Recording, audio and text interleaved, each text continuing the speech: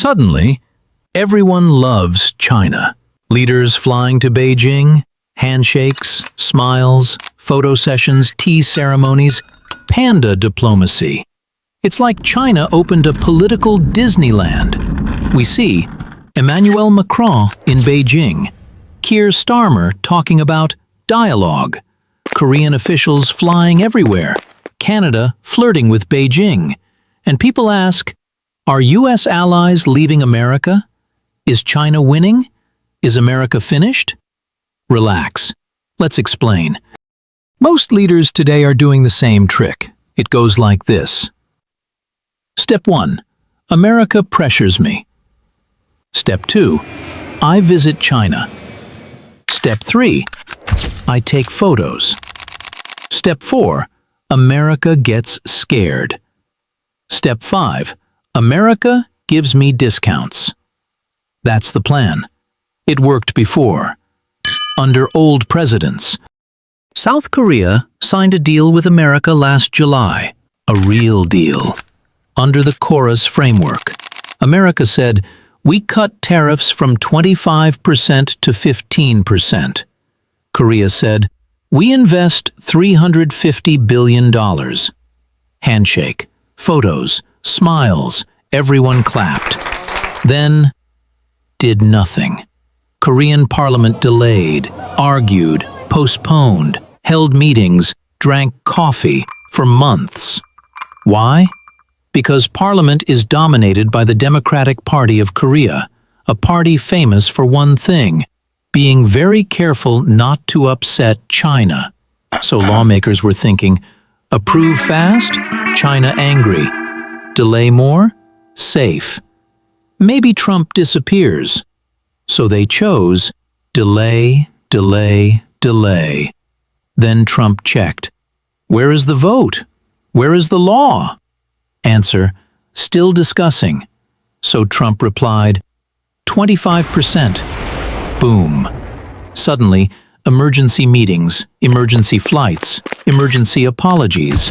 Finance ministry panicked. Deputy PM sprinted to Parliament, knocked on committee doors. Please help! Emergency bill! End of February! No more delays, we swear! Yesterday. Later. Today. Save us! Why the panic?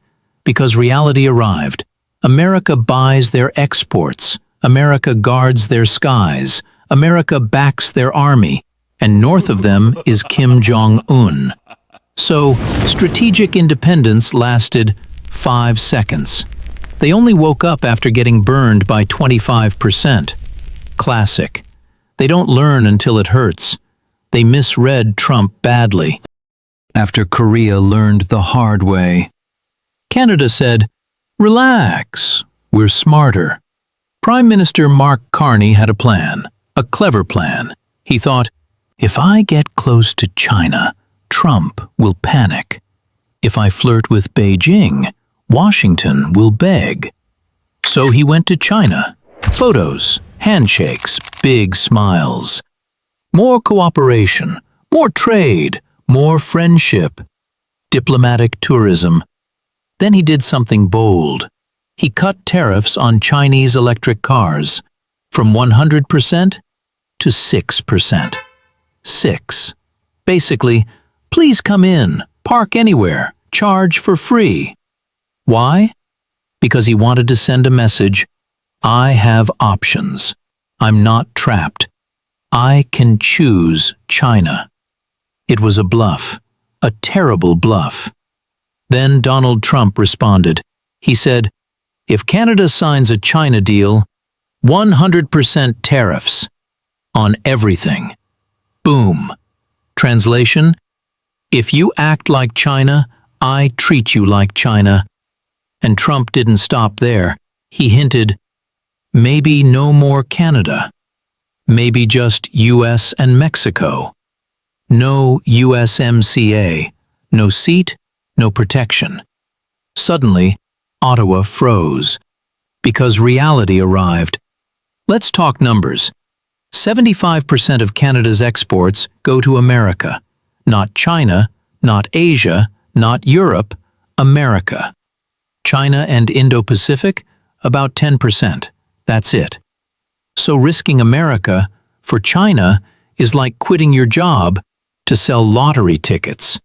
And Canada realized this is not a game. Suddenly, Carney changed tone. New message. We respect USMCA. We are loyal partners. We are not doing a China free trade deal. China? What China? Never heard of her.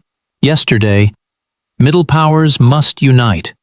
We must resist America. We need independence. Today, please don't hurt us. No more big speeches, no more bravado, just reassurance, reassurance, reassurance. Because Trump's threat worked. 100% tariffs equals economic death. No economy survives that. Factories close, jobs disappear, currency drops. Game over. So Canada backed down, quietly, carefully, politely. And here's the funny part. For 70 years, when Canada was in trouble, America answered. Not China, not anyone else. America. Yet Canada still tried to cheat, still tried to balance, still tried to play both sides. Same mistake as Korea, different accent. Another big mistake by a supposed ally. Now let's talk about France and Europe's favorite attention seeker, Emmanuel Macron. Macron has visited China more times than most European leaders. Each trip looks the same.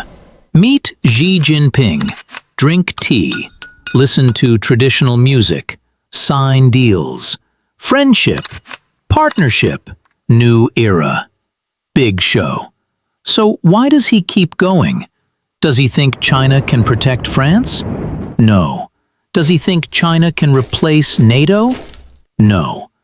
Does he think China will defend Europe from Russia? Never. Macron knows all this. He's not stupid. So why China? 3 reasons. First, ego.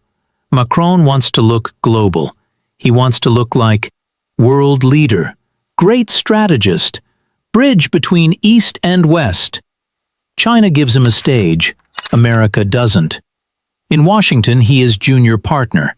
In Beijing, he is VIP guest. Big difference. Second, business. Every China visit ends the same way. Airbus sells planes, 50 planes, 100 planes. That's the real result. Not strategy, not alliance, just a sales trip. Third, anti-American dream. Deep inside, France still wants to weaken America's influence. Always, since World War II, never stopped. Many French presidents believed Europe should follow us. Not Washington, not America. They thought they were Napoleon 2.0, including Macron. Macron dreams, if Europe talks to China more, maybe we need America less. Nice dream. Impossible. Because when danger comes, Europe calls Washington, not Beijing. Ukraine war proved this. Macron talked big. Maybe send troops. Europe must act. Then what? Nothing. America sent weapons. France sent speeches. Same in Greenland. When Trump moved in, suddenly Macron said, China is a threat. Russia is dangerous. We must defend the Arctic. Very brave, very late, like waking up from a dream. But when Macron was in China, signing Airbus deals, did he say, China threatens Greenland? No, not once. So what is Macron really doing in China? Not choosing China, not leaving America, not building independence. He is performing. He wants headlines, photos, attention. He wants France to look important, even when it isn't. Macron just wants to keep flying. Beijing, Washington, Brussels. Repeat, repeat, repeat. China trips, camera flashes, big speeches. Zero real power. That's Macron's diplomacy. Now, let's talk about Britain and its careful new manager, Keir Starmer. Starmer went to China. Big headlines. First British Prime Minister in 8 years to do it. The media said, historic visit, reset relations, new chapter. Sounds dramatic. Reality? He went shopping. Starmer brought more than 50 business leaders with him. Bankers, lawyers, executives, investors. It looked less like diplomacy, more like a corporate roadshow with a flag. They went to Beijing, met Xi Jinping, shook hands, smiled, took photos. Same routine. Then came the announcements. Better trade, easier visas, lower tariffs, more access, especially for Scottish whiskey, finance, legal services, consulting. So, what did Britain actually get? About 2 to 3 billion pounds in trade and market access deals. Tariffs on Scotch whiskey cut from 10% to 5%. Visa-free travel to China for short UK visits. And a handful of corporate expansion announcements. Useful? Yes. Transformational? No. Jobs created in Britain? Not a wave, not a boom. More like a ripple. This wasn't a grand reset. It was economic CPR, because Britain after Brexit is lonely. No EU shelter, weak growth, slow investment, high costs. So Starmer thought, let's try China. But don't get it wrong, Starmer is not pro-China, he's pro-survival. Because he knows one thing very clearly. Without America, Britain is nothing. No intelligence shield, no nuclear umbrella, no global leverage, just London and rain. So was Starmer afraid of offending Donald Trump? Of course, terrified. That's why he kept repeating, I told Trump about this trip. America knows. They're informed. Like a nervous student saying, Teacher, I didn't cheat, I promise. When Trump called UK-China business very dangerous, Starmer rushed to clarify. He's probably talking about Canada, not us. And in China? Starmer avoided everything sensitive. No Hong Kong, no Taiwan, no human rights lectures, no values talk. Just smile, handshake, sign deal, leave. Critics said, you sold values for whiskey. Starmer replied, we sold whiskey for jobs. Classic labor logic. And here's the punchline. Right after China, Starmer flew to Japan. Different tone, different agenda. This time it was defense cooperation, cybersecurity, critical minerals. In other words, Starmer took the trade perks from China, then flew to Japan to talk about how to defend against China. Money in one hand, slap in the other. Smile in Beijing, security talks in Tokyo. Which tells you everything. Britain may flirt with China, but it marries America. Every time. Now let's be honest. Why are all these leaders suddenly flying to China? Canada, France, Britain, Germany, Finland, everyone. Because they all know one thing. Donald Trump has only one real enemy. Not Russia, not Iran, not Europe. China. That's it. All of Trump's foreign policy, all of his trade policy, all of his pressure points in one direction. China. Trump is very clear. If you walk with China, I will walk over you. His message is simple. You stand with Beijing, I make you pay. You may like it, you may hate it, but that is his rule. Trump doesn't hide it. He wants to crush China economically, slow it down, block its tech, cut its exports, break its supply chains. He wants China to struggle, so much that its system changes. That's the goal, no mystery.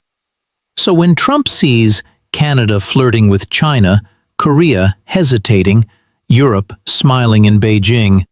He reacts immediately. No mercy. Tariffs, threats, pressure. Boom. Because in his mind, this is war. Economic war. Now here's the funny part. These countries think, let's get closer to China. Trump will be scared. Trump will compromise. Trump will soften. Wrong. They don't understand him at all. They think American presidents are easy. Just complain, just delay, just negotiate, and America will give up. In the past, yes, it worked. Trump? Different. Trump says, you promised, do it, or we restart. No emotion, no pity, no drama, just numbers. That's why they panic, because this time, the trick doesn't work. So what do? They delay, they pretend, they wait, they hope. Maybe Trump loses, maybe he resigns, maybe something happens.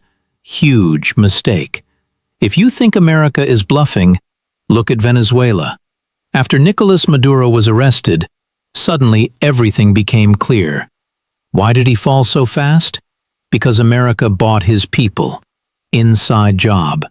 And now China may lose $60 billion. In Venezuela loans.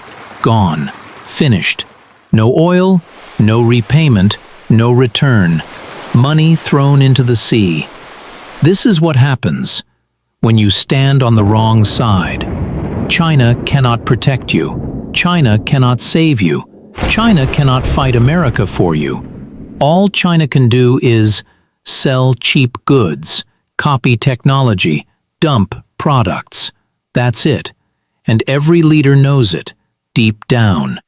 That's why they visit China, but never trust China. They try to scare Trump. Trump scares them back, every time. Now here's the strange part. Everyone talks like a genius. Everyone acts confident. Everyone says they have a strategy. But most of them have no idea what they're doing. But a few people actually understand reality. First, Mark Rutte.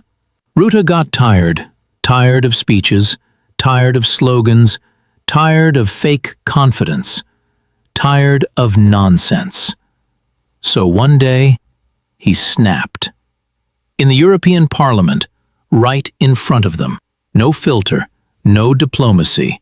He said, if you think Europe can defend itself without America, keep dreaming. Translation, you people are living in a fairy tale. Then he continued, if the US leaves NATO, if America walks away, do you know what happens? Vladimir Putin opens Excel, starts calculating. He thinks, peace talks? Why? I'll just move forward. Without America, Ukraine falls faster. Pressure spreads. Europe panics. Chaos begins. Why? Because Europe's military strength is weak. Everyone knows it, including Putin. So Rutte said, you want independence? Fine. Double defense spending. From 5% to 10% of GDP. Then, build nuclear deterrence. Build shields. Spend tens of billions. Create your own protection. Question: can Europe do that? No, not even close. Rutte's conclusion was brutal. Without America's nuclear umbrella, you lose your last protection. So, good luck. Translation: you leave America, you die alone. Second, Zelensky. But Rutte wasn't the only one who saw it. Next person, Volodymyr Zelensky. At Davos, he lost patience. Finally, he looked at European leaders and basically said, you talk big, but you don't deliver. Europe says, we support Ukraine, we oppose Russia, we will crush Putin. Beautiful words, very emotional. But then, They kept buying energy, not directly from Russia. That would look bad. So they used a trick. They bought fuel from India, and India got it from Russia. India bought cheap Russian oil, refined it, sold it to Europe. Result? Europe was still paying Russia, just with extra steps. This is money laundering, but with oil laundering. So Russia kept earning, kept funding the war, kept buying missiles, kept bombing Ukraine. And Europe said, "We are innocent." Zelensky saw this. He understood. Europe wants cheap energy, warm homes, low inflation, and someone else to fight Russia, preferably America. Hypocrisy.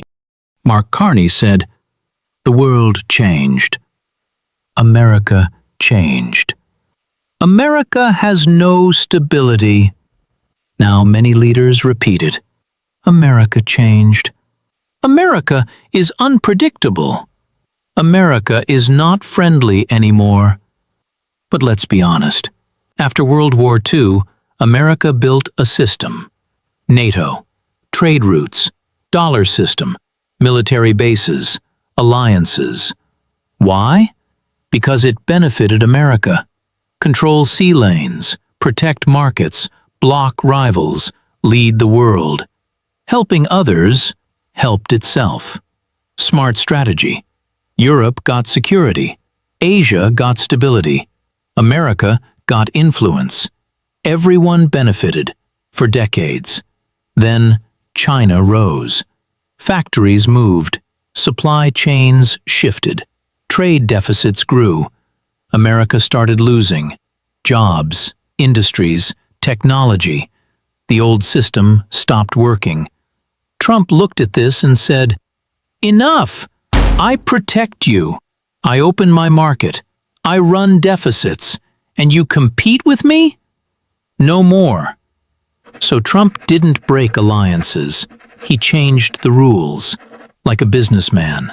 Cold, direct, no nostalgia.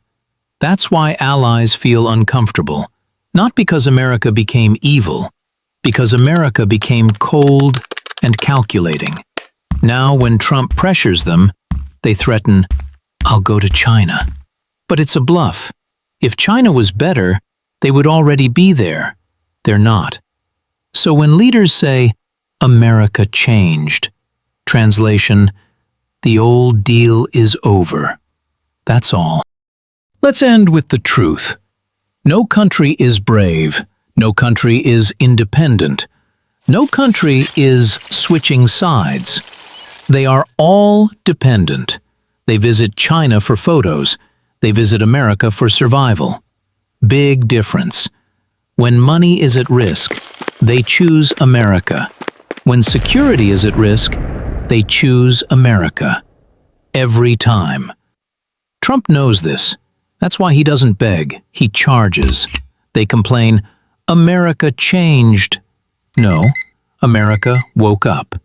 And the free ride is over. Thank you for watching PastCast, where the past echoes through today. If you enjoyed the satire, scrolls, and scandals, like, subscribe, and ring the bell before the next empire falls.